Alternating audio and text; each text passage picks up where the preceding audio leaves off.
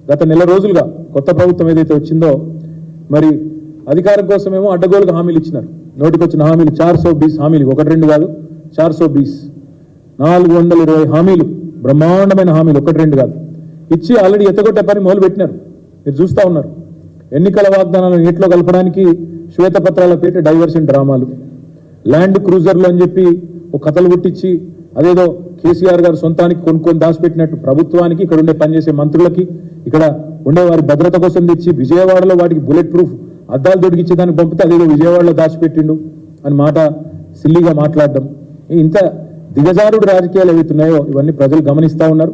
ఇవి కేవలం వాళ్ళు ఇచ్చిన 420 హామీలను ఎగేసేందుకే ఈ డైవర్షన్ డ్రామాలు ఆడుతున్నారని తెలంగాణ ప్రజలు పూర్తి స్థాయిలో ఇవాళ అభిప్రాయం కూడా వస్తూ ఉన్నారు. నిజానికి తెలంగాణ రాష్ట్రం సాధించిన విజయాలన్నింటినీ వైఫల్యాలుగా చిత్రీకరించి కాళేశ్వరం లాంటి ప్రాజెక్టుని కూడా బదనాం చేసే ఒక చిల్లర ప్రయత్నం రెండు జాతీయ పార్టీలు కూడా చేస్తూ ఉన్నాయి. ఇవాళ కాళేశ్వరం లాంటి ప్రాజెక్టు ద్వారా సాగులోకి వచ్చిన ఆయకట్టును కానీ, తెలంగాణ రాష్ట్రంలో ఇబ్బడి ముబ్బడిగా పెరిగిన వ్యవసాయ ఉత్పత్తులను కానీ, జరిగిన వ్యవసాయ విస్తరణను కానీ ఇవేవి జరగనట్టు, ఇదేదో అభూత కల్పన అన్నట్టు, మొన్న పోయిన యాసంగిలో 3.5 కోట్ల మెట్రిక్ టన్నుల వరిధాన్యం ఉత్పత్తి అయితే అది కూడా జరగలేదన్నట్టు ఏదైతే చిత్రీకరించే ప్రయత్నం చేస్తూ ఉన్నారో ఇది కేవలం కేసీఆర్ గారి మీద, బీఆర్ఎస్ మీద ఉన్న కోపాన్ని తెలంగాణ ఒక విఫల ప్రయోగంగా, విఫల రాష్ట్రంగా చిత్రీకరించే విధంగా మరి వాళ్ళు ఏదైతే ప్రయత్నం చేస్తూ ఉన్నారో ఇది రాష్ట్రానికి మంచిది కాదు. ఇలాంటి దివాలాకోరు రాజకీయం ఎవరికి కూడా మంచిది కాదు. వాస్తవం ఏంటి అంటే ఇవాళ దేశంలో దివాలా తీసిన కాంగ్రెస్ పార్టీ పొరపాటున ఇక్కడ వాళ్ళు ఇచ్చిన హామీలు నమ్మి ప్రజలు అధికారం ఇస్తే రాష్ట్రం దివాలా తీసిందని మాట్లాడుతుంది. దేశంలో దివాలా తీసిన పార్టీకి ఏదో అనుకోకుండా ఇవాళ అవకాశం వస్తే రాష్ట్రమే దివాలా తీసిందని చెప్పి దివాలాకోరు మాటలు మాట్లాడుతూ ఉన్నారు.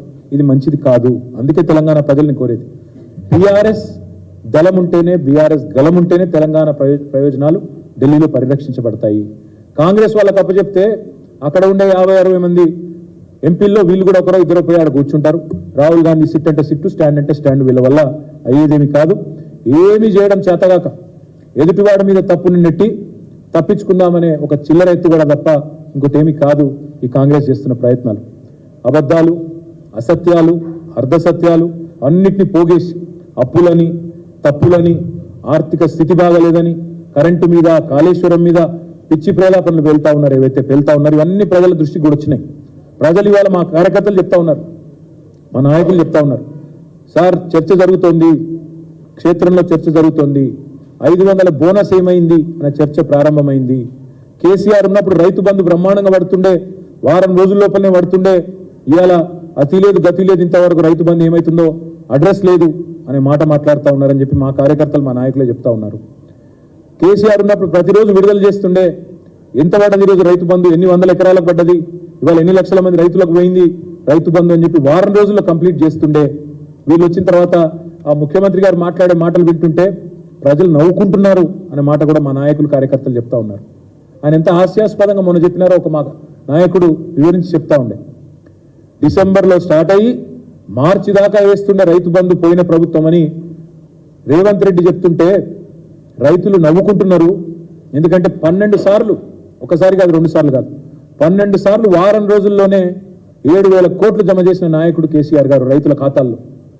అట్లాంటి కేసీఆర్ గారి గురించి చిల్లరమల్లర మాటలు మాట్లాడితే ముఖ్యమంత్రి స్థాయి వ్యక్తి ప్రజలు ఏమనుకుంటారు, రైతులు నవ్వుకుంటారన్న సోయి లేకుండా మాట్లాడితే, ప్రజలకు వాస్తవాలు తెలుసు అన్న విషయాన్ని కూడా విస్మరిస్తే ఎట్లా అని చెప్పి మా నాయకులు, కార్యకర్తలు ఇవాళ ఆదిలాబాద్ నుంచి వచ్చిన వాళ్ళే ఈరోజు చెప్తా ఉన్నారు.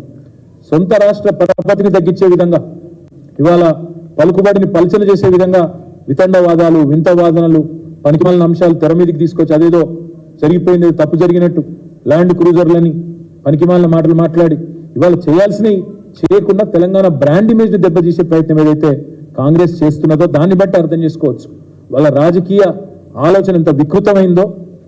అవసరమైతే స్వప్రయోజనాల కోసం, రాజకీయ ప్రయోజనం కోసం తెలంగాణ బ్రాండ్ ఇమేజ్ ని కూడా దెబ్బతీసే ప్రయత్నం ఏదైతే వాళ్ళు చేస్తున్నారో, వాళ్ళు ఒకటే అనుకుంటున్నారు కాంగ్రెస్ వాళ్ళు, అబద్ధాలనే అస్త్రంగా వాడుకుని ఎన్నికలు గెలిచినాం, మళ్ళీ అదే అబద్ధాలతో డైవర్షన్ టాక్టిక్స్ తో పరిపాలన కూడా నెట్టుకొస్తాం, ప్రజలు మర్చిపోతారేమో అనుకుంటున్నారు. మేము మాత్రం మర్చిపోనీయం ప్రజలను. 100 రోజులు అన్నారు, మీరు 100 రోజుల్లో చేయకపోతే మిమ్మల్ని బొందబెట్టేది ఖాయమైన దిశగా తప్పకుండా ప్రజలను ఉద్యుక్తులు చేస్తాం. కౌంట్ డౌన్ ప్రారంభమైంది, 30 రోజులు అయిపోయింది, 70 రోజులు మిగిలింది. తప్పకుండా ఈ విషయంలో ప్రజల్ని తప్పకుండా చైతన్యవంతుల్ని చేస్తాం.